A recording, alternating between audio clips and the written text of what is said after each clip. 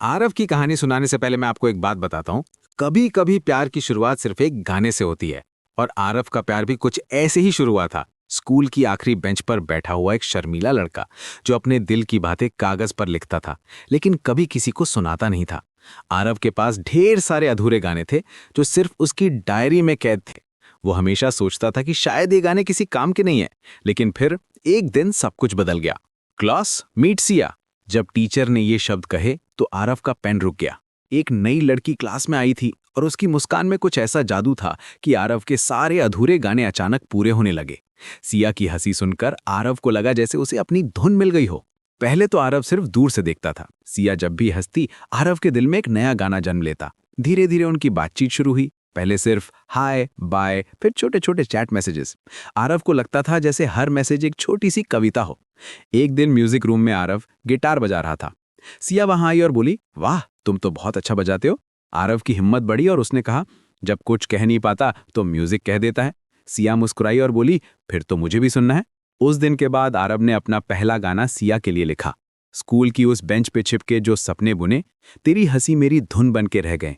Attendance से ज्यादा तेरा इंतजार होता था, तेरा हाय बोल देना पूरे दिन का प्यार होता था। सिया को जब ये गाना सुनाया तो उसकी आंखों में एक अजीब सी चमक आई। वो बोली, तुम्हारे गाने दिल से होते हैं।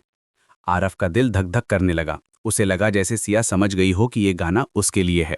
महीने बीतते गए और आरव के गाने बढ़ते गए। हर गाने में सिया की कोई ना कोई बात छुपी होती थी। कभी उसकी हंसी, कभी उसका गुस्सा, कभी उसका प्यार से बाय कहना। आरव को लगता था जैसे वो अपनी पूरी जिंदगी इन गानों में लिख रहा है। फिर आया फेयरवेल का दिन। आरव ने तय किया कि आज वो अपने दिल की बात कह देगा, लेकिन गाने के जरिए। स्टेज पर खड़े होकर उसने गाया, मैं कहना चाहूं पर डर सा लगता है, तो दूर चली गई तो गाना बिखर जाता है।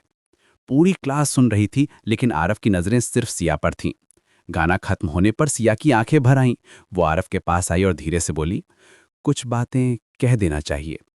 लेकिन उससे पहले कि आरव कुछ कह पाता, स्कूल का आखिरी दिन खत्म हो गया। उसके बाद सालों तक सिर्फ प्लेलिस्ट्स रह गईं। आरव अपने गाने बनाता रहा, लेकिन अब वो सिया की यादों में डूबे होते थे। हर गाने में उसकी कमी थी, हर धुन में उसका इंतजार था। फिर एक दिन कॉलेज फेस्ट में अचानक से सिया दिखी। आरव का दिल तेजी से धड़कने लगा। वही चेहरा, वही मुस्कान, बस अब वो और भी खूबसूरत लग रही थी। सिया ने भी आरव को देखा और मुस्कुराई। हाय आरव, कैसे हो? सिया ने कहा। आरव को लगा जैसे सालों बाद उसे अपनी आवाज मिली हो। अच्छा हूं, तुम कैसी हो? उसने जवाब दिया। बस अभी भी तुम्हारे गाने सुनती हूँ, सिया ने कहा। आरव हैरान रह गया। उस रात फेस्ट में ओपन माइक था। आरव ने हिम्मत जताई और स्टेज पर गया। उसने सिया की तरफ देखा और गाना शुरू किया। अगर ये प्यार है तो शोर नहीं, अगर ये प्यार है तो लफ्ज नहीं। तुम मेरी पहली धुन हो और आखिरी भी, स्कूल के बाद भी तुम्हारी कमी सी रहेगी। पूरा हॉल शांत था। आरव का गाना जारी था। वही बेंच, वही तुम, बस वक्त नया सा है। जो कह ना सके थे तब, आज कहने का मौका है। सिया की आंखों में आंसू थे, लेकिन इस बार खुशी के। गाना खत्म होने पर सिया स्टेज पर आई।